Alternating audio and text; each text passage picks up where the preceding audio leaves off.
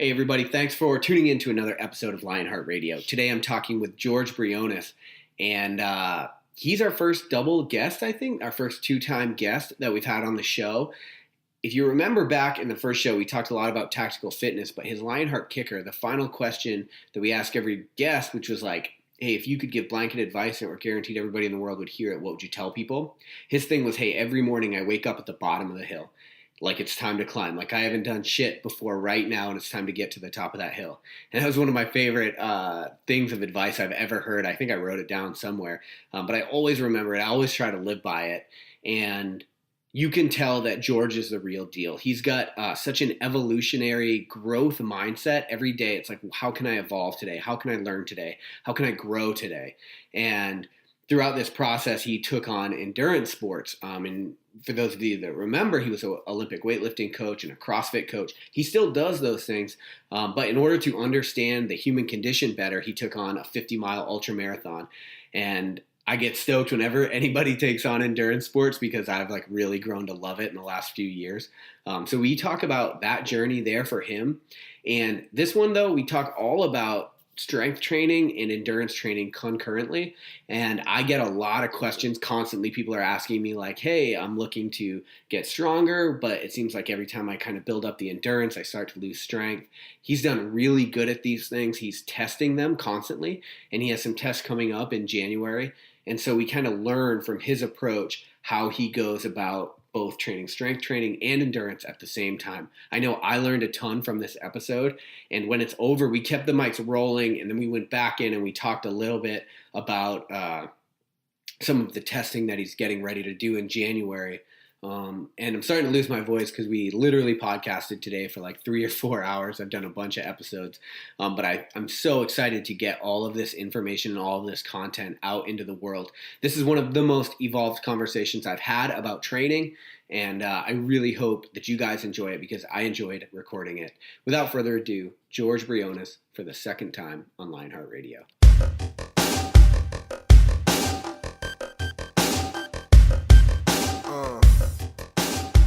Thanks for tuning in to Lionheart Radio. I'm your host, Rick Alexander, founder of Lou Aviv in San Diego, California. From time to time, I run really long distances for fun. And anybody that's been following the Lionheart journey / my journey over the last year realized that I really dove deep into the endurance world. And I get really stoked when other people decide to do the same thing, because what I realized in through my journey is that anybody is actually capable of doing these kind of ultra endurance events. I think it's easy for people to step back, look at them, and be like, oh, I could never run 50 miles at a time. Turns out you probably could. And in fact, what I'm finding is the people I've encouraged to do it, the people I've trained to do it, they're actually much more capable humans than they think they are. And that mainly stems from the fact that it hasn't been socially acceptable to run 50 miles at a time leading up until now. But today I am joined by George Briones, who you guys might remember from an earlier episode. We talked a lot about tactical programming and training the military athlete and the kind of tactical population between firefighting and police. Well, today, this marks about 5 days or 6 days since George ran his first 50-miler. And coming from a CrossFit weightlifting background, transitioning to training for that 50-miler, I think there's a lot of insights that can be found there, especially with somebody like George who pays meticulous attention to how he programs, and he's always testing himself and retesting himself and working with breathing protocols. And I think what happens is when you're trying to train strength and you're trying to train endurance at the same time, you have to be very meticulous about it in order to do it efficiently, because your body only has so many natural resources, and once those resources are gone, that's kind of it for you. You have to be able, especially if you want to train two endeavors at the same time, you have to be very pointed in your approach. So all of that, a long way to say, George, thanks for being on the show today. First off, thanks for bringing me back on, dude. Yeah. And I want to say thank you for pushing me to do my first 50-miler. Dude, that makes me pumped. Yeah, dude. It was funny. I got back into this endurance realm about probably in July timeframe. Okay. So, and I do have an endurance background. I don't really say much about it because it was more when I was in the military. And I had to, as an instructor at the recon school, I had to be able to hold myself up to those standards so I can build that respect and trust and buy-in with the students. Mm-hmm. We like to call them ropers. Yeah. And it was one of those things where I was like, all right, cool. I need to be able to either outperform them or perform them because you're going to have kids coming who are studs. Yeah. And I saw that. I mean, we had one kid go through cancer or had cancer and then find out that the military messed him up. He didn't have cancer. Oh, brought him back. He was like, I want to go recon school. The dude ran one of our ruck runs that we do at the schoolhouse is an 8-mile ruck run with a 50-pound pack on your back, full gear, and he ran it in an hour 34. Damn. He ran that, and I chased him, and I beat my personal record in an hour 37 back in 2012-13. Yeah. During that time period, I was CrossFitting, I was weightlifting, I was swimming, I was rucking, was never biking. And, you know, when I started kind of getting out of the military and making that transition, I started running my own business, started kind of working with other athletes, and I started becoming more of like, hey, I need to focus more on CrossFit or focus more on weightlifting. And if you haven't noticed, you probably do notice now, is I'm one of those guys, like, if I'm going to do it, I'm 150% all in, and I'm going to just get to it and figure out how to do it. So I did that with CrossFit weightlifting. I stopped swimming, I stopped running, stopped doing everything, putting a ruck on my back, and started living within the 4 walls around me, which was that CrossFit gym in the weightlifting realm. It taught me a lot of things. It brought me to who I am today. It's helped me become a better strength coach. And, you know, it was one of those things where, you know, when I sold my business, because I used to own CrossFit Double Barrel back at that time period, when I sold my business, came on full-time with Softlete, we started talking about some hybrid programming that we wanted to come out and do. Right. And we were like, well, what can we do to be different than other companies out there that are writing hybrid program? How can we implement this? You know, we have a bunch of coaches on staff. When I say a bunch of coaches, it's like 3 of us. Yeah. But still, that's enough for what we do, that, you know, we came from different realms and we were able to come under one roof, and it was able to, like, all right, cool, you're good at this, you're good at that. We're going to go ahead and bring everything together and make it work. Well, none of us really had that idea of a hybrid style program. No one has ever really done ultras, never done triathlons, never done anything like that. And I was in the position now as the head of human performance. All right, well, it is my due diligence and my job as a responsibility to learn about this as much as possible. And that's where it was like, all right, cool. You know what? Put the barbell away for a little bit. When I say put the barbell away, I'm no longer snatching, clean and jerking super heavy and, you know, going for, you know, 1 rep maxes and much. You know, it was like, all right, cool. What I need to do now is I need to understand the endurance realm and how can I make this work coming from this strength aspect. And if everyone who's following Softly, we have a strength and we have a stamina program. And, you know, it was time to, how do we blend these two? Because we really didn't understand how to blend them. And when I say understand, it was like, make it where it worked properly to where we're not breaking athletes. They're not on drugs. They're working their normal 5 days a week from 8 to 5 job, but still able to train. And that's how I started training. Yeah. Because I'm not going to lie, I had a whole bunch of work programs that I had to write for Softly and doing all that stuff and still putting content out and all that great stuff, but I still had to train myself. And it started playing around with things. And luckily, I do have a mentor who's been with me since I was 13 years old in high school. And he is who helps with write my programming and mentors, and we kind of talk back and forth. And, you know, he kind of showed me some things with his realm with, you know, with strength work. He's been doing it for 30 years. Right. And this is Dennis Cheatham. He owns Talon TPR, which is a CrossFit out in Nashville. And we've worked together since I was 13 years old. He helped me go from, you know, I played club soccer with him. He put me my freshman year to sophomore year. I made the varsity football team being underneath him for 3 months. Yeah. So we kind of, when we started working together again and kind of talking about this, it actually like pushed him to start learning a little bit more about the endurance realm, even though he had some athletes. Yeah. And then the ultra running. He's never really had an athlete who's done ultra running and tries at the same time. Right. And I was like, well, this is perfect. I've never done any of this also. I'm also writing programming for this to start making it, you know, what we need to come out for Softly with this hybrid programming. Let's make it happen. And luckily, I've been under some great mentors and coaches who've, you know, helped me, you know, understand how the body and the systems work. Yeah. And what a lot of people don't understand is when you're a strength athlete, right, your sympathetic tension in your body goes through the roof, right? And when I say, and it's global tension, pretty much, right? Your power output goes through the roof and your aerobic capacity goes down. And a lot of people are afraid to train aerobic work because they feel like they're going to lose gains. Well, studies are coming out now, and research is coming out now showing how aerobic work at a low percentage, dosed properly to create some kind of stimulus and adaptation, actually increases strength gain and power output. And a lot of people don't realize that. Yeah, when you say sympathetic tension, you're talking about that fight or flight, that explosive power, you know, building force very quickly from the ground. Yeah, yes, right. So, and then when we go to the other side of the spectrum, we look at the endurance athlete like ourselves now, right? I'm actually in the middle, I feel like, and I might be a little bit more on the endurance aerobic side right now, just because of everything that I've been going through, and with my training. But Do I know how to get myself back there? Yes. Do I know how to keep myself in the middle? Yes. And that was the main idea of the testing behind it. And the coaches that have helped me understand that, it was like, all right, how do I change this and how do I make it happen? And it came down to the smallest thing ever, right? And this is what got me into understanding, because I've been kind of researching breathing for the past year and understanding it because, again, the guys at Training Think Tank with Max L. Hodge, Adam Rogers, all those guys that I've become really close with, a few of them, and going through the coach's course and all that good stuff, there's a part in their movement course that talks a lot about how to lower systemic tension in an athlete. One, to help get them into a better aerobic state, get them out of pain. Because a lot of times what happens is when we are in pain, we're in a high sympathetic state. So the first thing to get us out of pain, we got to get them back on the other side of the spectrum of aerobic work, or just a parasympathetic state, like we're talking about, right? Which is our rest, recovery, and digestion. And what ends up happening is, once that happens, we're able to start doing a lot more things with the athlete. They're not so tense, they're not so nervous or whatever else. You do that, so it's like, but it also goes back to the power athlete, the strength athlete. Reason why when they go and do triples on the snatch or clean and jerk, they're right. Well, it's one of those things. And I was like, all right, well, think about this. If I gave you 5 sets of triples every 2 minutes, right? Those triples are going to take you. Let's say you do one, you rest 5 or 6 seconds between sets. It's going to take you 30 to 40 seconds, depending, right? Sometimes 50 seconds. And I'm telling you to go every 2 minutes. Now that leaves you with 75 seconds to recover. Yeah.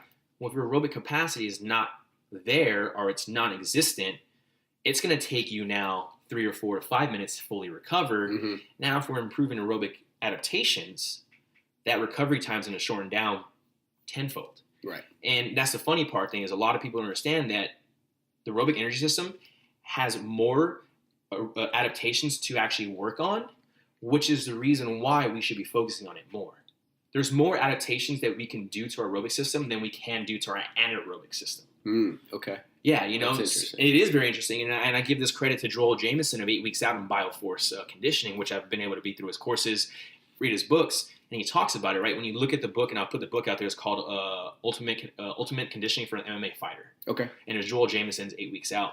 And if you read his book, and I've actually pushed this on some of my coaches who I've helped mentor and been underneath me. Yeah, we'll link it up in the show notes. Yeah, we'll link it up for sure. And it talks about, and it shows you all the adaptations that you can do in the aerobic system. Yeah. And then it breaks down the anaerobic system to the alactic and the lactic, and the stimulus and the adaptations you can do there. And when I looked at it, it was like a 70-30 difference, if you wanted to put it on a chart, right? Right. 70-30 difference. So it's like, why are we not taking advantage of this aerobic adaptations that we can use to help improve all of this over here? At the same time, though, human beings are not meant to always be in this high sympathetic state, right? We go back and we've had, both of us have Brian McKenzie and Rob Wilson on our shows. Yeah. And those guys are amazing. They understand it. I mean, they get it, right? We want to talk about people who get it. 100%. 100%. Yeah. And, you know, be able to talk to them and use them as mentors and pick their brains. We're, as human beings and mammals, we're not meant to be in the sympathetic state 24/7. Right. It just leads us to sickness, death, illness, chronic obesity, diabetes. We're meant to be where? In this low parasympathetic state. And I remember talking with Rob Wilson. He was talking about how he takes random naps. He takes random naps. Wherever he's at, if he's feeling That's a parasympathetic dude, though. Oh, yeah. You know what I mean? As serendipity would have it, I released his episode, like, yesterday. Yeah, this will come out in a couple weeks. But it's like, dude, getting that dude to even fluctuate his voice because he's such a parasympathetic dude, it's like, damn, you're relaxed, bro. But he's been doing this for almost, what he's talking about? It's almost 20 years he's been doing this? Or a little bit less than that. He's been doing it for a hot minute, you know? And that kind of goes back to making me putting everything together. It was like, oh, well, here's these aerobic adaptations. Why is everyone living in this realm, right? Why is everyone living in this high-intensity realm 5-6 days a week when they can be living in this realm for 2 days a week and then using all these aerobic adaptations like I talked about and putting them into there? Yeah.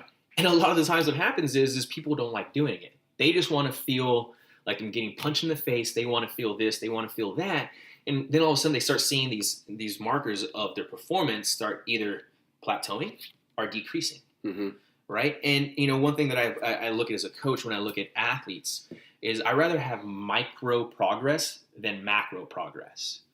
And right? Yeah. So the reason why I say I want to have that is because if I can create small improvements throughout the year, it's going to lead them to their goal, but it also teaches the athlete self-awareness, accountability, and it lets them know that, hey, patience is a virtue, and it means that much more to you when you accomplish that goal. Yeah. So that's a hard thing though, because dude, we're in the age of fast food right now, fucking now. You know what I mean? Yeah. So it's like, and it's not just fast food, it's on demand everything. Mm-hmm. It's streaming. It's yesterday I wanted headphones at 9 a.m. and I no shit got them at 9:58. Like I was sitting right at this table. You know what I mean? Like we get things now. So to tell people like, listen, we're going to have to make incremental progress through different training cycles and then show them that all year this is going to lead to this big macro gain in results. Exactly. That's a difficult thing to do. But we've been rocking and rolling for like 14 minutes right now. So what I want to do is I want to take a step back and unpack some of the first things we went over. Yeah. So I totally botched the intro, but you're the head coach and programmer for Softlete. Correct. Yes, I'm the head of human performance for Softlete. Okay, head of human performance. Great. So just for people out there listening to this, if they do like the ideas that you bring up, like that's where they can find you and your coaching correct. And all of that. Yep. Perfect. Okay. And you also mentioned like, okay, you have 3 programmers for Softlete and you're like, oh, it's only 3. But one thing I'll say is that those 3 people who have made learning the adaptation of the human body their main thing in life. Because like I went to the Art of Breath seminar and I saw one of your coaches. It's a thing, right? Like you guys are very evolution focused. Yeah. And Rob Wilson brought it up. He's like, if evolution as an athlete isn't your primary MO, you're missing the boat. Yeah. You're doing things wrong. Again, that dude gets it. Right. And it's and ever since like, you know, I've gotten into that realm, dude, we see it, me and you've actually gotten a lot closer in this past 6 months than we were before. Right. And we can say it's from, you know, ultra running and all that good stuff, but it's not that at all. It's we get it. The mindset, growth. The evolution, the growth, right? Yeah. And Rob Wilson hit it on the head right there, right? Yeah. Evolution. If you're not trying to grow as an athlete every single day, then why are you in the gym training? Yeah. Like, why are you doing that to yourself? Right. At the same time, this goes to, like, you know, it goes back to, like, what is your main purpose? What is your intent and focus for that day? Not just as an athlete, but as a human being. Yeah. And a lot of people forget about that. And we can go on a whole nother podcast and talk about that. Of context of what we want to do. But this goes back to, you know, talking about, you know, my coaches understanding the adaptations of aerobic work, right? Chris is a young coach. He's an officer in the Army, smart dude, very there. You saw him, you met him. He's a very smart dude, and he's very open. Bill, who's the other coach who's been with Softlete as long as I have, was one of the founders and starters of it. He's been through a bunch of coaching certifications and gets it and understands it. So we both are able to like boom, boom, look at each other and we're right on the same path. Yeah. And, you know, I've been very blessed with that. You know, and then we have Fish, who Brett is Brett Fish, who is the head honcho of it all, right? And like, I still look to him for guidance. Yeah. You know, I would never say I'm better than anybody else. Never. Right. I will always want to learn from you, learn from that person, because that's how we grow. And it takes, and you know, the old me back in, you know, 4 years ago, I would have been like, I know everything, you know, and that is it. This is my way or the highway. And we talked about that before in the last show. And now it's like, what do you have to give to me? Because I'll take it and I'm going to run with it. And I'm going to dig even deeper with it and try and figure it out. And Chris gave this, you know, he helped me understand it better. It was as the head of human performance and as somebody that's a human optimist like I am, right? That's what we kind of call ourselves. Sure. Our goal is not to go 6 feet deep with everything. Our goal is to go wide and learn about everything. Right. So like that's huge, right? Being able to have that evolution for everybody, which I think is key. And I think we have a good headspace and a good group of guys who want to do that. And the company's on that realm. Yeah. So it's interesting, as you mentioned, that you become more parasympathetic over the 6 months. You find yourself kind of probably in the middle of the spectrum between being able to generate that force really fast and powerful and at the same time trying to be able to go long, slow distances and just kind of be under load for long periods of time. What's interesting is if you follow Dr. Andy Galpin's work, one of the things he's really uncovered in the last year is the fact that type 1 and 2 muscle fibers can be trained in people.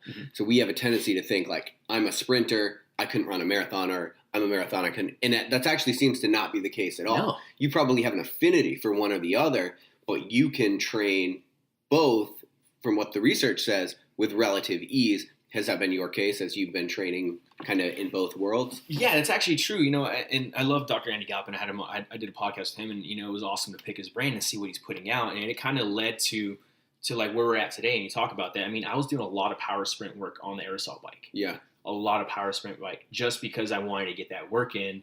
One, it's low taxing on the CNS, and it still preps me for whatever I need to do on the mountain. If I need to go up a hill fast, or do a 1 rep max snatch, or a 2 rep max snatch, or a back squat, And then I knew I can slow down and go into a very like low cadence and kind of get my air back and then be able to produce it again. Yeah. And that's funny you talk about that because I just got done writing the hybrid program. And in one of the parts of the programming, I wrote, it's a 24-week cycle. Okay.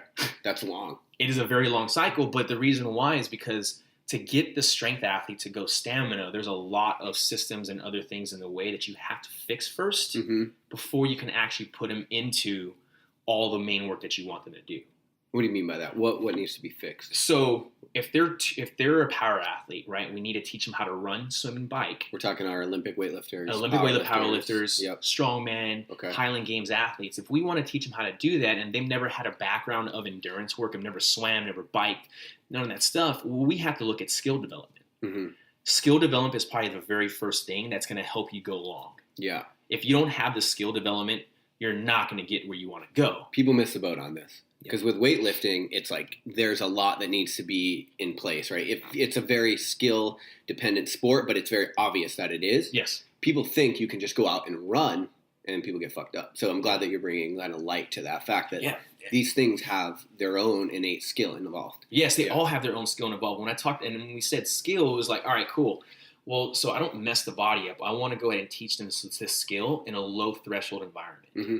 At the same time, I'm going to go ahead and help teach them how to rebreathe, how to loosen up the junk in their belly and the diaphragm, which you learned at the course at Art of Breath, right? You learned about like the smashing with the lacrosse ball, the upper thoracic. Start getting movement. So I start doing a little bit more movement in the upper body and the thoracic and in the lumbar spine and the diaphragm, and get them to understand how to move their spine better so we can create more oxygen throughout the body. So when I start putting them into those base blocks, or when I start having them jump on a light run, they don't go sympathetic and anaerobic right away. They're actually able now to stay aerobic and kind of just be okay with it. Yeah. And I tested that on myself. So when I was like, all right, I'm done CrossFit, I'm done weightlifting, we're going to focus on supplemental strength work, and then I'm going to get into this triathlon work. And this was before talking about ultra running. Yep. I tried running for the first time. I had like a 30-minute run. Okay. I tried running for 30 minutes, and that 30 minutes felt like my 50-miler. Yeah, right. You know? Right. And it was like, all right, wait a minute. I know what I need to do here. Why haven't I done it? But I wanted to see why it was a problem. Yeah. Started focusing on loosening up everything in my diaphragm, focusing on better breathing, focusing on all that good stuff, on how to optimize the oxygen while moving better.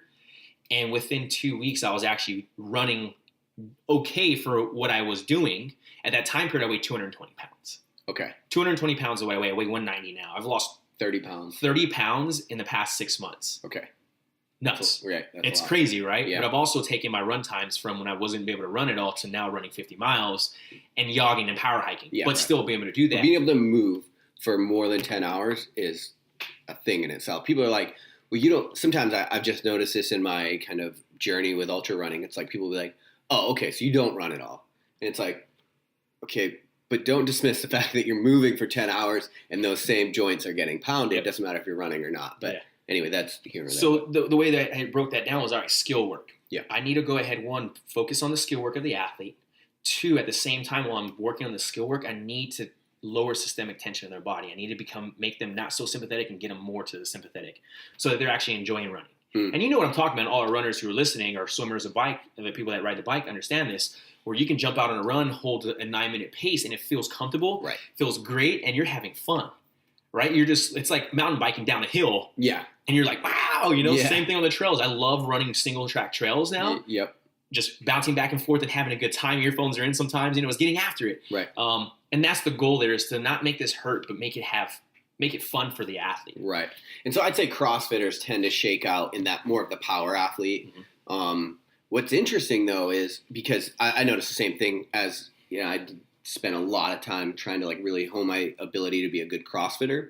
And then I would go to I did my first long run, and it was just so uncomfortable. You can't breathe. You can't figure out how to get comfortable. People don't realize that can be trained. They just think, running's so fucking uncomfortable, I don't want to do it. No. That all can be trained through things like you're talking about. The breathing protocols, and also like a lot of, not mobility work, but just trying to like push at different areas in the diaphragm and breathing through that process. Yeah.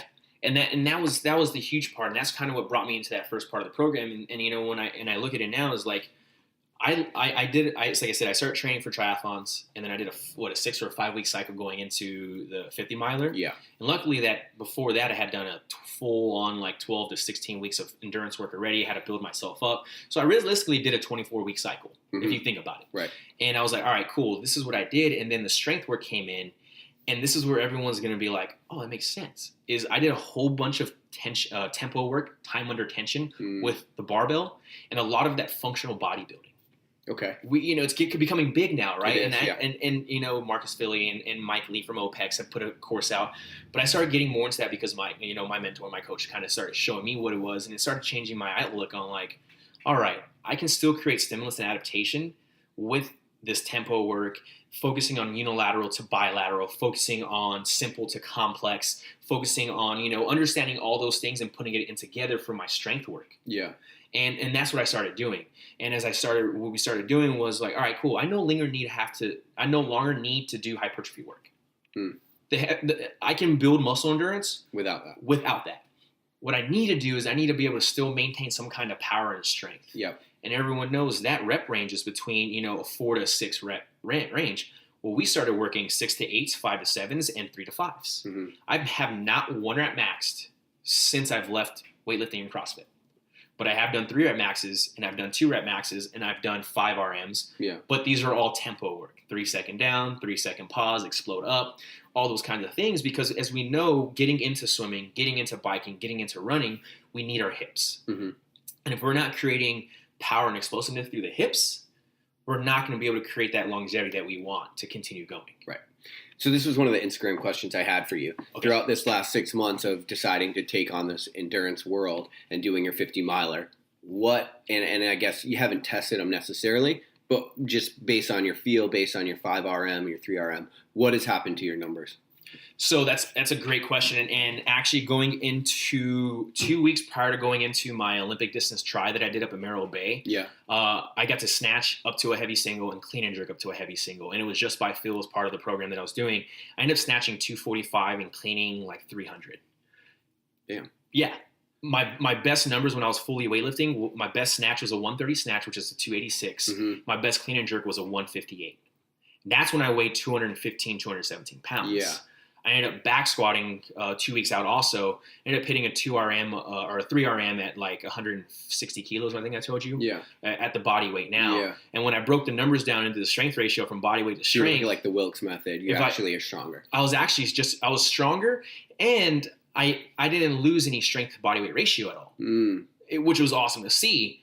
Yeah, did my numbers drop? Yeah. Right, of course. But we have to understand that mass moves mass. Yeah. And when you weigh 217, 215, maybe 220 pounds, weigh 190 now. Inherently going to be, yeah. Exactly. But I can train it now because my body, and that's the great thing about this, right? My body knows what it feels like to snatch that much weight. It knows how to clean that much weight. It understands what it feels like to be under that weight. So I can maintain my body weight here and start focusing on weightlifting again and maintain and get those numbers back up. Yeah. And that's the great thing to hope. And I hope that answers that question for him or her, because of the fact that it is possible to do this. And it's not always about the numbers. It's about what your body can do now with this new redefined endurance that you're doing and this new strength that you're doing. You'd be surprised. The body's meant to do amazing things. Yeah. And we hold ourselves back from it.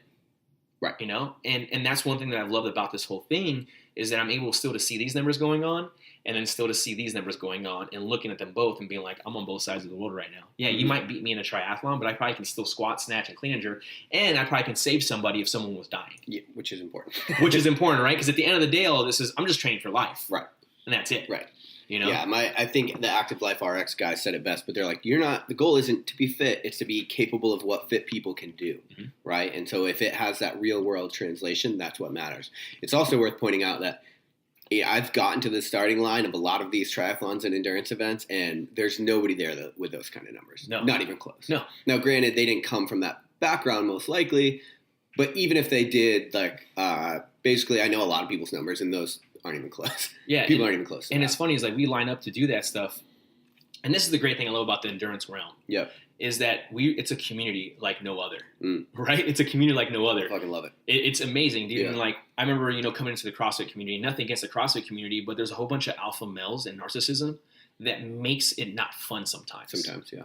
right? Weightlifting is a different community. I love weightlifting community. Yeah, it might be like, what's your numbers or whatever else, but the community is not like CrossFit. Interesting. And that's how I look at it as, right? Like, we're all here to support each other. Like, we're all working no matter what size, whatever else. Well, the endurance realm's the same way. You know, I remember lining up for my Olympic distance try in Morro Bay, sitting next to a dude, and he was like, "Hey man, what's going on?" I was like, "Hey, what's going on, dude?" Blah blah blah. He's like, "Man, he doesn't like you're not a triathlete." And I was like, "Actually, yeah, I am." I was like, "I've been doing this now, you know, whatever else. I'm doing this." He's like, "You strength train?" And I was like, "Yep." I was like, "I do." He's like, "That's awesome." And I ended up beating him on the swim, beat him on the run, and I got a flat on that race. Yeah, that's right. And so I had to catch back up. Yeah. But I ended up seeing that I did put a faster run time up than him. Really? Yeah. Nice. Yeah, so it was cool to see that, right? Like, it was one of those things that, you know, like, hey, strength does produce force and power that needs to be carried over, like we talked about, into the aerobic realm. Yeah.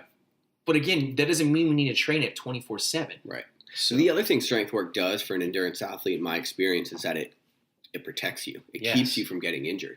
People are constantly asking me because, you know, I ran a lot of ultras this year, and they're like, "How are your knees not fucked up?" Dude, I squat heavy and often. You know what I mean? I deadlift. Like, my joints can take some abuse because they're used to being under load. Yeah. If they're not used to being under load, and then you start giving a shitload of reps to them, like an ultra marathon or a marathon or a triathlon will do, dude, your connective tissue, your joints aren't ready for it. No. And so they're going to start breaking down. And so that's a huge added benefit of strength work for the endurance athlete that I found. No, that's key there, right? And we talked about this, and a lot of it comes down to just a lot of unilateral work. And what happens is, when we look at the endurance athlete, they're in one plane, right? We look at it's a sagittal plane, right? Forward, boom, forward, and only move that's forward. it. Not even moving backwards. No, not at all. Right, that's true. It's funny you talk about that. Actually, when I was on the race at the 50 miler, I told myself, "Don't look back. You don't look back in life, do you?" Yeah, right. And I just kept going forward, and I never once looked back on that race. Yeah, never once. It was just like, and I treated it like, life is, right? I don't want to look back on life. There's nothing, like, I've been through that already. Well, it's a good mental cue. It is, right? And that's what it was. Right. So what I started doing a lot of stuff was doing a lot more transverse plane work. So not just for the core, but a lot of lateral work, you know, speed skater jumps, banded speed skater jumps. Started doing a lot more jumps. A lot of that stuff, rotational, anti-rotational work was huge for me. And then strengthening posterior chain. Yeah, I have a very weak posterior chain and for me to hit those numbers, it wasn't because I was strong when I was a weightlifter. It was because I had my technique was spot on. Yeah, right. You know, I worked my technique very well. So that kind of led me to understanding, like, all right, cool, I need to go ahead and focus on this. And that led me to another thing, learning of how I need to program for an athlete or just in general, was I couldn't do posterior chain work and then go for a run the next day. Because it just can't. I can't. Like, you can't, and you know that too. I tell all my athletes that on deadlift days, it's like, look, we're not going to program our long runs or anything anywhere near that. Yeah. You know what I mean? And I learned that, and, you know, what I learned with that, and you know, us strength coaches as an ultra endurance athletes or just endurance athletes, we start realizing that, right? Because everyone's sexy lift they want to do is pick fucking something up heavy off the floor and look cool. But we unfortunately, you can't train that and then go in the next day and go for a run. Can you swim? Yes. Can you bike? Yes. And those were kind of what I started looking towards. Yeah. That's exactly how I program. And that's how I program now, right? And going into that, and it's funny, as a lot of people kind of might think this is funny, but the 6 weeks or the 5 weeks leading up to that ultra for the 50 miler, I only ran once a week. Okay. I only ran once a week. That's crazy. And everything else was bike, swim.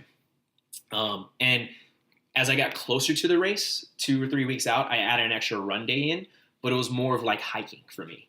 Because I knew, like, hey, like, I'm just getting back into running. I need to make sure my power hike is up there also. Yeah. And everyone doesn't understand this or knows this, except for, like, people that have done this, is power hiking muscles are completely different than running muscles. Yeah. Joints are the same, muscles are different. Exactly, right? Yeah. And there's a certain way that you power hike compared to the way you run. That posterior chain gets fried way quicker. Yeah, way less quad. Way less quad. So what I would do is on my Mondays, it would be my shorter day running. Yeah. Right? It would just be, I get out 6, 7 miles, 10 miles, whatever I felt like. And then as I got closer, I did that. I did it on a Friday because my race was on a Friday. And what I would do is I'd actually increase mileages on a linear progression. So like I told you, my first week I did 7 miles. My second week I did 12. My third week I did 22. Deloaded because I had my try coming up. Yep. Did my try. That was a 3-hour race, you know, whatever else. And then the following week I ended up doing my 30 miler. And the next 2 weeks I tapered. And I only ran 6 to 8 miles 2 times a week for 2 weeks going into the race. So On a Monday, I ran 6 to 8 miles, depending on how my body felt. And then on that Friday, I ran another 6 to 8 at a good 9-minute pace. Yep. And then next week, that Monday before the race, I ran 6 miles at a good pace. We talked about that. I was like, hey, Yep. should I go hike or do something? He's like, no, I'll save it. And then, so I did that and got into the race. And I was comfortable. Felt good? I felt good. I was comfortable all the way to about mile 32. Yeah. And that's when it hit. Dude, that's interesting because there's no matter how many of these I do, it's somewhere between mile 27 and 33. Just fucking the wheels come off every single time, no matter what. Doesn't matter if I'm running a 50 miler or 200 miler. There's somewhere in there where you hit that first low, basically is the way to put it. Yeah. You know, because you'll get out of it eventually. You got to keep moving forward. Eventually that low will fade away. Yeah. But so it's interesting that you hit it around that same area. And during this whole time frame, my numbers of lifting now weren't no longer like, you know, rushing to hit time under tension for 5, 6, 7, or 8 reps. It was now taking percentage of those rep maxes and doing speed work with it. Right. I was just doing speed work. So it would be like in every 2 minutes for 6 sets, you're going to back squat 3 reps at 70% of your 6 rep max. The goal is speed and power out of the hole, right? The bar velocity needs to stay the same. And obviously I don't have a velocity meter to measure that. It was all by feel. So if I didn't feel good that day, I would lower the weight a little bit lower and get ready to get after it. Yeah. And it was one of these things where I've now come up to this. I love squatting before a long run. Maybe it's just me, but it makes me feel powerful. And like if you come from the strength realm, you know what it feels like when you're getting ready to go into a meet and you just feel powerful and you feel strong because it gives you that much more confidence. Well, I learned that also with going into runs, going into tries, going into swimming, or going into biking or running. It made me feel confident and strong and powerful. And that doesn't mean I was back squatting up to a 1 rep max or a 2 rep max. That means I was getting some moderate load under me for some time and just feeling strong and doing some rotational work, some step ups or whatever else to really get the body flowing to where it didn't tax me the next day. And again, our body's an amazing thing and we recover faster than we think. Yeah, right. If you're doing the proper things and not doing anything wrong. Yeah. And I love now. I even put into the program for the hybrid program. It was like, here's squatting before you're running. And maybe it won't work for some athletes. Yeah. You know, but that's where it comes into play and really being diligent about, all right, hey, look, this is not a day to go super heavy. It might tell you to do, you know, let's say you have a back squat for 5 reps at, you know, a 3-second lower, 3-second pause, fast up with a 1-second, you know, pause at the top for 3 sets. Okay. So you're essentially activating central nervous system is what it sounds like. And that's all it is, right? And that's all I'm doing is I'm keeping the central nervous system going and ready to roll and like just fine tuning that engine before I go into those long runs. So for the 50 miler, I actually squatted on Wednesday, rested Thursday, ran on Friday. Okay. I just changed it up a little bit just to kind of be ready for it. I didn't, you know, but for my 30-mile training day and my 22-mile training day, I squatted the day prior. I did, and I felt fine. So I think now before a race, I am going to squat prior to going into a 50 miler. Okay. Because I did feel a little, and I don't think it was from the taper. It was more from not keeping the load on my legs, if that makes sense. Yeah, you have to be careful with the taper, and I'm writing an article about it right now because it's like we have a tendency to think like a couple weeks off, we need to back off hard. But anyone that's kind of competed knows that feeling. If you back off too early, you feel heavy. Yes. Your body's not the proprioception's not there. CNS isn't there. And so it takes a while. Your legs just feel like they're in cement. And so your approach, though, I think is spot on. Yeah, like you said, maybe move the squat up if your body can handle it. But in general, just doing things that are going to keep you moving, keep your CNS firing without putting too much load on the actual muscular and skeletal system. Yeah. And I know we've been talking a lot about the strength work because that's what everyone cares about. Yeah. But how did I maintain strength while still losing weight and still doing all this aerobic training? Yeah, how? And that comes into, we talked about the aerobic adaptations, right? And what everyone doesn't understand is like we have heart rate zones, right? And that doesn't mean we have to use a heart rate monitor to do that because I believe heart rate monitors just hold you back. Yeah. I stopped training with my pace watch 3 weeks out from the race because I wanted to go by feel. I do too. I just carried my phone on me with Strava. And then when I looked down and looked at it, I was like, oh, wow, I was holding that pace. That's awesome. It makes you feel good. But when it came race day, I went that. So this is where it led me into like, all right, how am I going to go ahead and create adaptation and stimulus for this aerobic to increase my aerobic capacity, but still maintain strength? And, you know, it took a lot of playing around with. It took a lot of like, all right, let's go ahead and put my run day here. Let's put my swim day here. Let's rest here. Let's put my bike day here. Let's put a swim day here. And then my Saturdays was my sport-specific day. Whatever I was getting ready for, that's what it was catered to. Okay. So, for instance, like if I was getting ready for a try, I'm doing a brick that day, that Saturday. Brick, for the listeners, is when you go from a bike to a run. Yeah, bike to a run, right? It's fucking awful. You don't get used to it. If you're not used to it, it is miserable. You get used to it pretty quickly. You do, You can adapt. First time, though. Yeah, brutal. No. I know my very first time I came off the bike when we were doing a training session, I came off the bike into a run, and my run started feeling really good. Got into that run, and I was just like, bag of potatoes. Like it was bad, and I was like, "Oh my god, this is miserable." And then as you start getting used to it, your legs start adapting to it, and your body adapts to it. And you're like, "All right, cool." It's just, and realistically, it's like, all right, psychologically, you just got to be like, "All right, hey, this is gonna hurt for a little bit. It's gonna get through it." Yeah. And you have to understand how to know you're pacing off the bike into the run, and then where to pick it up, right? Right. And everyone knows the winner goes to the pacer. Yeah. So like that's what I started doing. So on Mondays, my runs started happening, and depending where I was at, I was running between 30 to 60 minutes only. Okay. Nothing too crazy. Yeah. No strength training that day. I cut my strength training down to 3 days a week because it was, for me personally, it was becoming way too much to do 5 days a week of strength work plus endurance. But I also was noticing that I wasn't getting the proper adaptations that I wanted in the aerobic realm. Yeah. And so I was like, all right, cool. Well, let's go ahead and break this down to a 3-day, training session.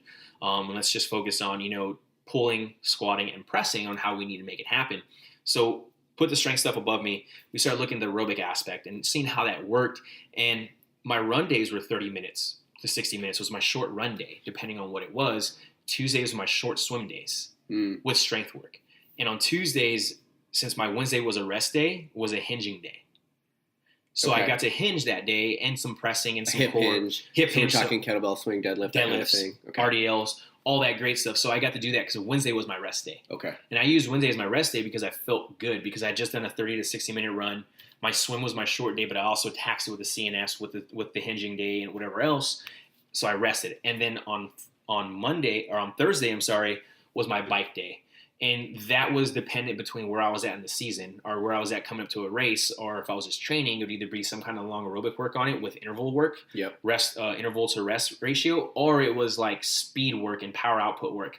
I mean, I know a week going into that race, I did 30 seconds on hard, 30 seconds off for 30 minutes on the aerosol bike. Oh, okay. Yeah, going into the try. Yep. And I felt amazing. My try was on Sunday.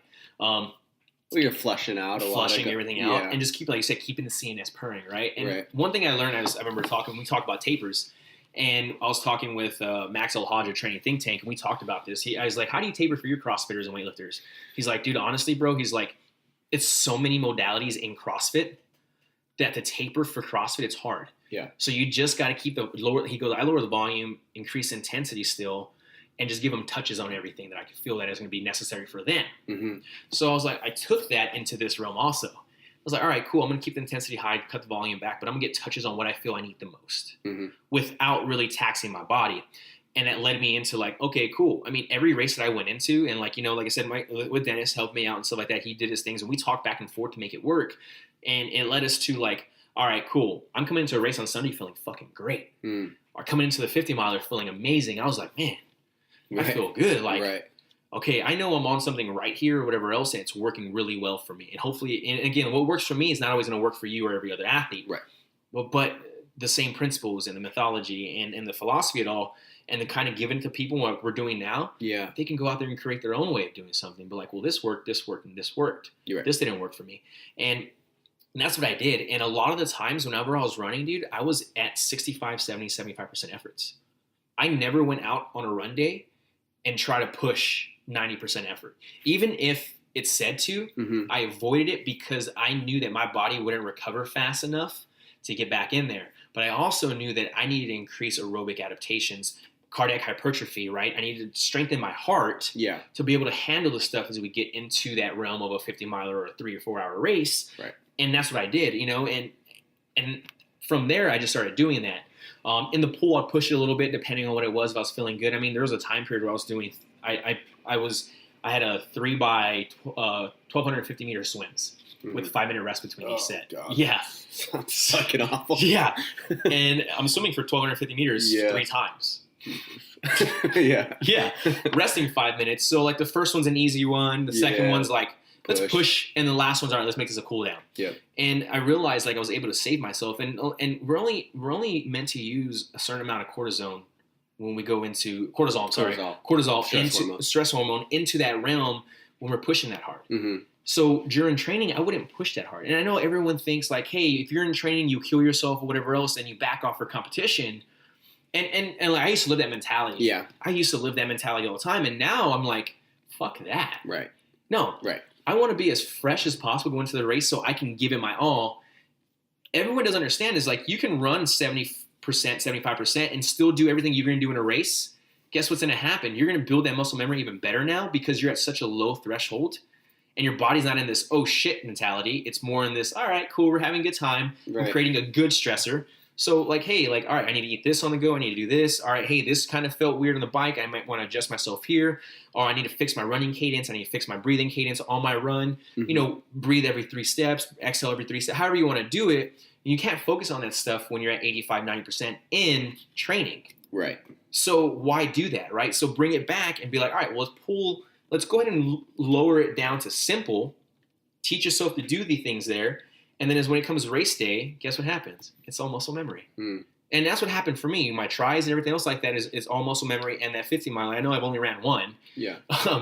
But I'm not going to lie to you, dude. Like, I felt great. Yeah. You know, it was amazing. And, you know, like we talked about, it was an unsupported race. It was a fat-ass race. Yeah. And the checkpoints were 11 to 13 miles apart. Some of them were like 5 or 6. And I had to really know, I carried a lot of stuff on me. Mm-hmm. And whatever else. And I had a support crew there and had help, whatever else. But it was one of those things where it was just like, all right, the reason why I know how to do this is because my training runs, I was at a lower pace and I knew my body felt like certain places and I knew when I needed to eat. Yeah. So when I got into that mentality of like, all right, it's 50 miles, it's time to get after it. And I treated it like an E&E run. Escape and evade run, what we do in the military. Right. I'm like, all right, I got to be at this time, at this place, by this time. Yeah. And if I'm not there, I'm not making it, or I'm fucking dead. Right. Yeah. So I literally, I'm at mile 40, dude, and it's hurting, and I'm in it, dude, and I'm just like, all right, focus on your stride, focus on power hiking, lock out the knees so you can stand on that joint or stand on the bones instead of relaxing on the muscle or relying on the muscles, and keep moving. And I was able to keep the pace going up. You have to mentally go to some weird places during these races. Yeah. And then it's funny because once you recover and you're just sitting on a kitchen table like this, you're like, that was a weird place that I went to back there. You know it was a very weird place. But what's cool is, and one of the reasons that I think weightlifters, CrossFitters, they should do something like one ultra marathon is because now, even if you decided not, it sounds like you want to do more of them, but even if you decided not to, right now, you're at a point where your level 2 cardio, you could essentially go indefinitely, right? Your level 2 aerobic conditioning is that aerobic blanket capacity is so developed that you could go for so long. You can now take that tool that you have, go back to your weightlifting sessions or whatever you want to do. Not only are you stronger in a lower weight class, like that kind of just happened, but the big thing is that you're going to be able to train so much fucking longer. Yes. Like your sets, you're going to be able to develop force further into your sets because you're not going to be as fatigued. Yeah. Like the whole weightlifting is my cardio thing is funny in Instagram, but like when it really comes down to it, it's a fucking terrible method to get better as a weightlifter. Yeah.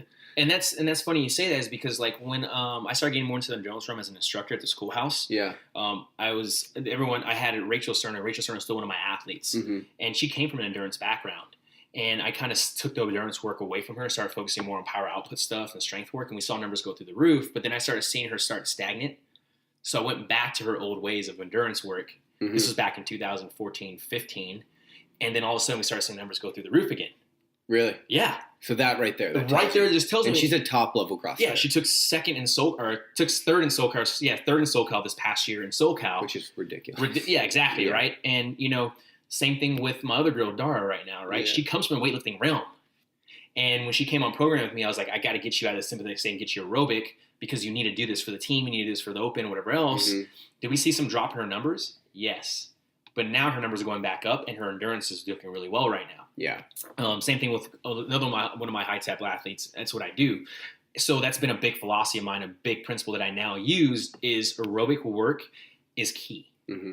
Right? It's not only good for recovery, but it's going to help increase work capacity, volume, and intensity load that you can now get, and you're going to recover better going into the next day. Yeah, right. And it's worth noting, too, just because we're on the subject of CrossFit, high-level CrossFit is much more of an more endurance heavy than people actually realize. Yeah. Like, I mean, the games, like, that is a fucking endurance event. Yes. But even your local throwdowns, I mean, we're talking 3 workouts in a day. Not a lot of people train that. No. And then there's a lot of, like, the Granite Games is the one that I did, but there's a lot of, like, 2-3 day competitions that aren't the games. That's an endurance event, people. Yeah. And if you look at top level coaches like the Ben Bergerons of the world, he's got Katrin and Matt running triathlons all the time in training.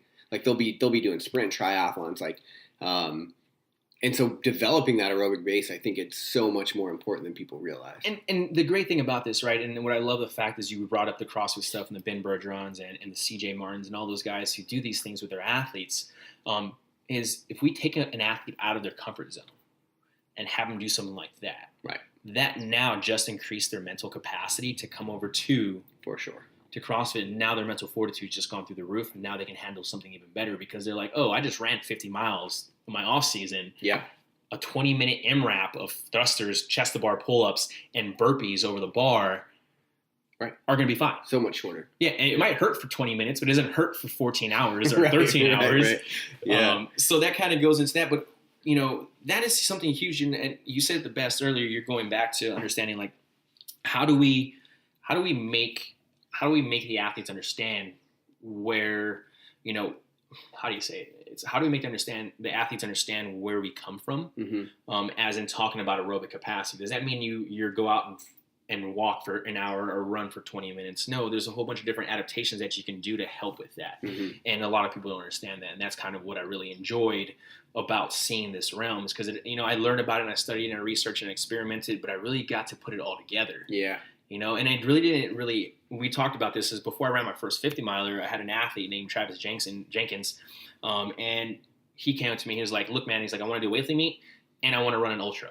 And I was like, all right, cool. I was like, I've never programmed for an ultra marathon. Yeah, that's before. A fun thing to program for. Yeah, I was like, I never ran, I was like, all right, cool, and I was like, weightlifting I can do all day, but I got to create 2 stimulus at the same time so that we are going to see these things happen. And the same thing I went to, right, as a weightlifter, I did skill development work for the first 4 weeks. And at the skill development work was a lot of barbell work, and it was a lot of strength work. Okay. Right? But it was also increasing aerobic adaptations at a lower level. So, for instance, his week 1, and I'll just talk about this real quick and kind of keep this. Right. But his week 1, I had him jump on the air assault bike on his Monday after he had done some snatches from the hips, along with snatches from below the knee and above the knee, and then some cleans into some squatting. And I had him jump on the air assault bike for 20 minutes at 250 watts. And I had him focus on nasal breathing only. He'd understood all that. Again, this athlete understood that. He's done XPT stuff. He's understand breathing protocol. He does ice baths, all that stuff. So I was able to get him into that right away. Yeah, that's like a dream client. Oh, yeah. I was like, thank God. Right. So I was like, all right, cool. Well, we're going to start increasing aerobic adaptations. Yeah. And like, I'm going to erase this 14 weeks out. All right, cool. The first 4 weeks, I'm just going to go ahead and increase you at a lower level just to get the blood flowing, get oxygen going, and then we're going to hit it hard. Right. And that was one of those things that I was able to do and really got to be like, all right, cool, this is where it happened. His feedback was amazing. There was times where he was like, yeah, I feel like dog shit lifting today, but my endurance felt good. And I started realizing, like, all right, well, cool, we got to take your heavy day and put it somewhere else, and then put your run day and put it somewhere else. Because remember, I was training him to get ready for a weightlifting meet, and I was trying to get him ready for an ultra marathon run. I think he was getting ready to do 62 miles. Okay. So he was 100K. 100K. He was going to do 100K. And it went really well. We ended up seeing, he ended up running he didn't get to, some family stuff happened, so he didn't get to run his 100K, but he did PR his 30K. Okay. He did PR his 30K compared to his last race. The following week, he went to go do a meet and ended up snatching a kilo or 2 right around his best. Yeah. Clean and jerking about the same. So right there, I take that as a win. Yeah, we didn't get stronger, but we didn't lose anything either.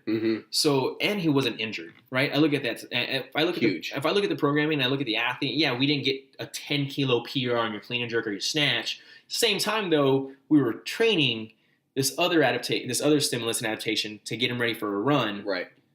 I'm going to take this as a win. He's not injured. He's having fun. He's enjoying what he's doing, and he still PR'd his run. He still hit numbers that he was able to hit throughout the whole program.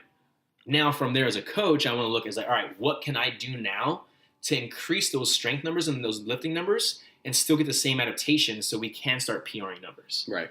I set a baseline, and then I was like, all right, cool, I know where to go from there now. And that was one of the biggest things that really helped me out with getting into the 5-week cycle going into that race. Okay.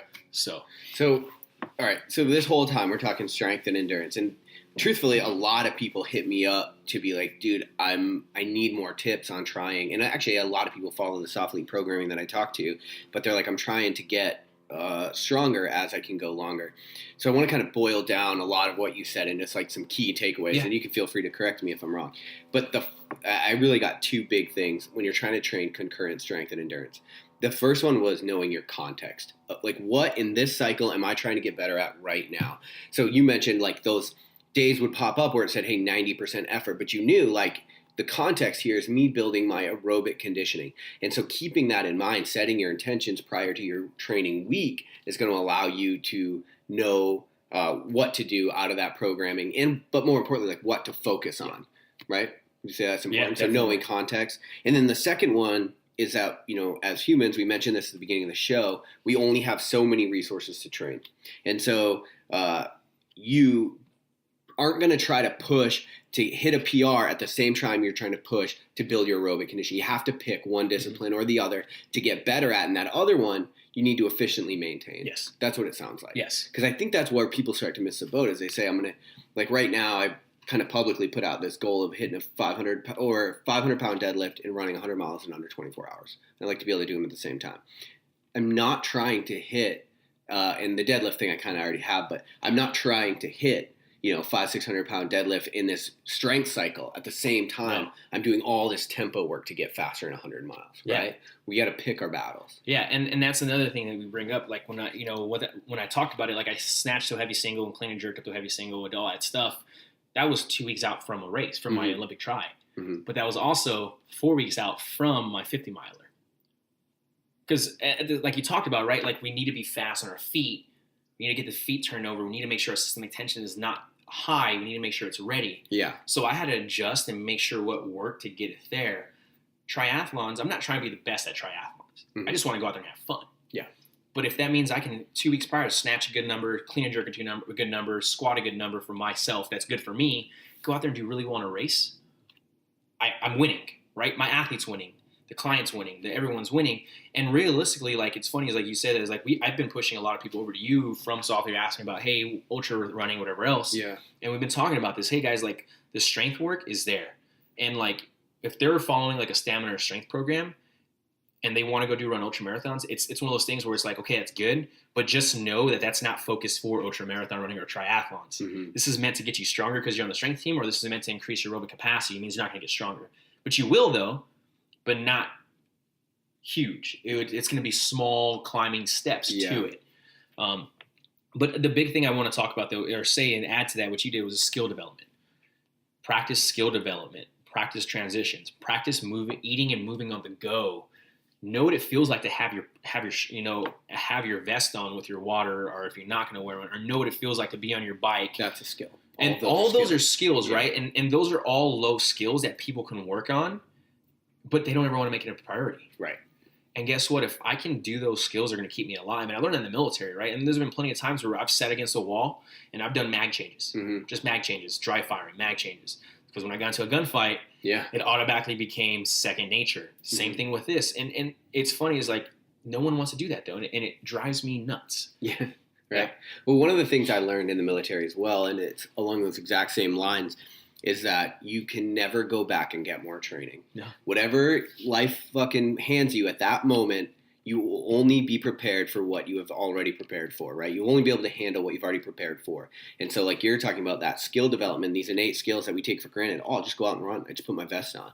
Okay, man, well, if you get 40 miles into an ultra marathon and things are really sucking and you're super uncomfortable, just know all you're ever going to have to rely on is what you've done up until that point. Yeah. And it's the same in a CrossFit competition or whatever. Yeah. But that's a great philosophy to just approach things. Yeah, definitely. And another thing to add to your list, and it's funny because we're growing this list as we're talking about it now, is the proper warm-ups and cool-downs. And it's funny, is like when I lined up for my try and lined up for my 50 miler, I'm the only one out there warming up for my races. CrossFitters get this right typically because mobilities become really big. Mm-hmm. Kelly Starr and all that stuff. So what about that? How are you warming up for endurance events? Endurance events, I knew that I had to activate posterior chain. Yep. So, I was already doing some 90-90 breathing work, which I learned with posture restoration stuff and Quinn Hannock and all that stuff. I was doing that, sideline clam stuff, but it still wasn't enough for me. and I realized that I had to activate the body and get it moving. So I would do some kind of 90-90 movement with activation for the hamstrings, sideline clam. But then I went into, and I actually put this in the hybrid program, it was actually a movement warm-up. And it went from, let me pull it up fast, but it went into pretty much some kind of jumping, some kind of springing, single leg work, some kind of tuck jumps, and some kind of core activation work.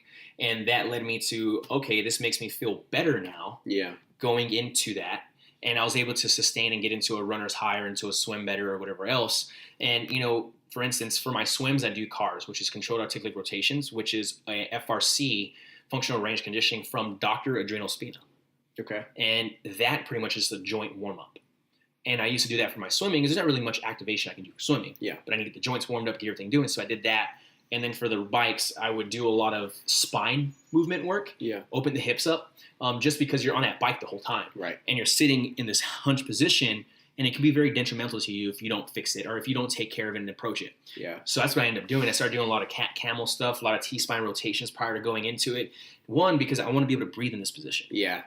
And right now I'm sitting in my cockpit right now. Right. Right. Well, you're lean forward, your diaphragm's like partly crunched. Shoulders are rolled forward, so now we're collapsing the lungs. So if I started being more mindful, pulling the shoulders down and back in my my cockpit position and all that good stuff.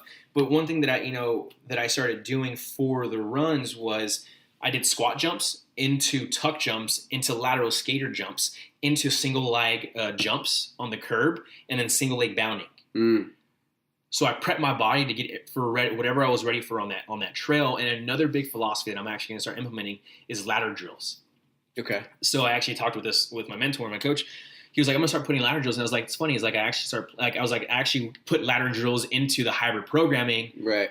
Because I need to have the feet to turn over fast enough when we're on the trails. Same thing on the bike. If I have fat feet, I can get that cadence going. Swimming, I'm able to kick my feet while I'm doing it. So that's another philosophy for warm-ups I'm doing. Yeah, that translates to the efficiency of your gait too, and not heel striking, because once you warm up that proprioception and CNS, you're more of aware, and your actual stride is actually going to look better over time. Exactly, right? And then the cool downs came down to now I was actually doing some stretching. I was actually doing some stretching, and it was a lot of PNF stretching. And everyone doesn't know a PNF stretch breathing protocol. It's a 4-second inhale, 4-second hold with an 8-second exhale. And I started doing that. And during my holds, I would contract. Sometimes I wouldn't, depending on how I felt. And a lot of that's what I did. And then got into ice bath exposure work with contrast hot water and breathing work, right? Like, it is all simple. It's all free. Yeah, right. And everyone looks for that quick fix, but that's all I really did. That low-hanging fruit, though. That low-hanging fruit down there, man. And, we talk about that after my 50-mile race. That night, I did an ice bath, hot shower, ice bath, hot shower. Did I wake up like a bag of potatoes the next day? Yes. But if I didn't do that, I wouldn't have been able to do that. So then Sunday came around, I was back to about 70%. Monday came back to about 80, 90%. And I can say now Tuesday and Wednesday, I'm anxious to get back on the trails. Right. I'm anxious to get back to training, but I know that we have a big season coming up, and we've talked about it, right? So I'm taking this full week off. Yeah. Because next week we're starting, and we'll talk about it. We talked a little bit about it, right? We're going to, you talked about doing your 100-mile races. But I have a 50-miler in February, which is another unaided supported race. God damn. So that's going to be fun. Glutton for punishment. Yeah, it's a glutton for punishment, dude. And, I think I should probably pick a sanctioned one that has, so I can get a faster time. Yeah. Which I will probably look for one. I got that. I got a couple sprints and Olympic distance that I'm putting in there. But I'm also looking to complete Ironman Boulder this coming year. Yeah. I want to go ahead and I sent it to you, the extreme triathlon races. So I was going to bring that up. Yeah, we talked about this a month ago. Yeah. So essentially what we talked about doing is signing up for this event that is basically it's 3 Ironmans back to back. Yep. And you move your way all the way across Florida. Yep. From coast to coast, actually. From the Pacific or from the Atlantic to the Gulf Coast. Okay. We going to do that? Yeah, I'm down, dude. All right. Yeah, let's do it. All right. I'm totally down, dude. I got to start training. Well, that's the funny part, right? So we look at this, right? And this is the great thing about it. I'm training triathlons and I'm training ultramarathon running all together. Yeah. And you're weightlifting 3 times a week. And I'm lifting 3 times a week. Yeah. Right? And it's no more than 90 minutes to 2 hours a day. So one of the questions that I had for you, and this is a great time to bring this up, is how if you're training both strength and endurance, which you are, how many hours a week can you, because that's a good question, right? Because I just got that question asked for because I'm with Brett and stuff. And I when I first started training, I was spending 3 hours a day training. Yeah. And I realized that that's not realistic, and I can't maintain that. I can't sustain it. Yep. So I put myself in everyone else's shoes who works an 8 to 5 job. And I was like, all right, I'm going to set an hour away for training here, and then I'm going to set an hour away to train here. Because everyone can wake up super early and do some kind of endurance work, go for your an hour swim or do your hour's training session of the swim work. Yeah. And then at lunchtime or after work, they can do their strength work. Right. So realistically, if you think about it, right, Monday I was only training an hour, depending on if it was my long stuff, an hour. And then Tuesday I was training for 2 hours. Wednesday I was off. Thursday I was training 2 hours. Friday I was training 1 hour. So we look at that 2, 4, 5, 6. I was training about 7, depending on what it was, 7 to 10 hours a week. So that's not a lot. No. Especially, I mean, if you were not even weightlifting, and that's one of the beauties of weightlifting, if you're just training an ultra, if you buy or just grab an ultra endurance plan, like Google fucking how to run 100 miles or 50 miles, they're going to have you running more than that a week probably. Yeah. And so that's one of the things that weightlifting affords you is the ability to train less. Yeah. And so realistically, I'm training 7 to 10 hours a week, depending on where I'm at in the cycle, if I'm in a peak week or a peak cycle, or, if I'm in a strength phase or whatever I'm at. And that was awesome. Yeah, that's great news for people. Oh, dude, yeah. And you know what's funny is as I started getting into this endurance realm and the ultra marathon running, and I realized like how close I started doing a lot of documentary watching and a lot of podcasts. And Courtney Dahlwalter, who just Courtney Walter. Got her coming on my show. Oh, you do? Awesome. Yeah, I'm excited for that. She talks about it, I think, in the Joe Rogan one, or I forgot which other podcast.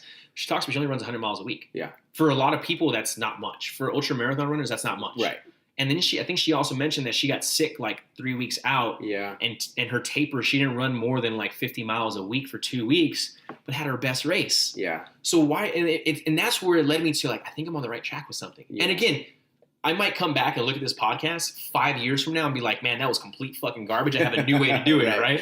That's the deal, though. That's the deal, though, right? As we're evolving. We figure it out as we go. As we go, right? But like, that's kind of when I started getting into it. I was like, you know what?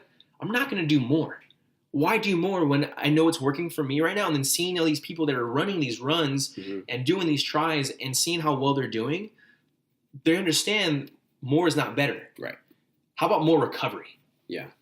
And that kind of that answers your question right there, dude. I mean, I'm only training 10 hours a week. Yeah. That's great. Honestly, like people that makes it attainable. Like, okay, these are things that I'm capable of doing, regardless if you have a 9 to 5 job or what that looks like. So you host the Die Living podcast, head of athlete performance. Head of human performance for Softly. Yeah. That's right. So for people that are listening to this, love the ideas that you have and want to follow along with your journey, but also like maybe reach out for coaching and things like that. Where can they do that? Actually, it's funny. I just changed my Instagram name. Okay. So we are now, I think I put it under Softly_GB3. Oh, okay. Yeah. So I actually just changed my Instagram name. So it's Softly_GB3 now is where they can find me on Instagram. If they want to find me on Facebook, they can find me on Facebook at George Briones III. And then if they want to get a hold of me via email, they can go and get a hold of me at george@softly.com. Awesome. And I answer all my emails. They can DM me if they want.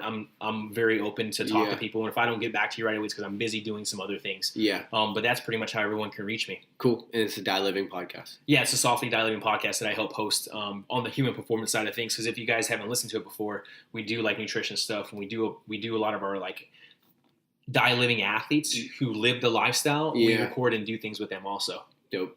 Cool, man. Well, thanks for taking the time and joining us here at Lionheart Radio. Awesome. Thanks, Steve. Appreciate it. Thanks, guys. Thanks for listening to Lionheart Radio. I hope that the information from today's show will make you fitter, happier, and healthier. For the show notes of this episode and every episode, head to www.lionheartrad.io. Yep, just like Lionheart Radio. And please, if you have the time, head over to iTunes and give us a 5-star rating. It really helps us to know that we're on the right track in delivering you reliable information and value.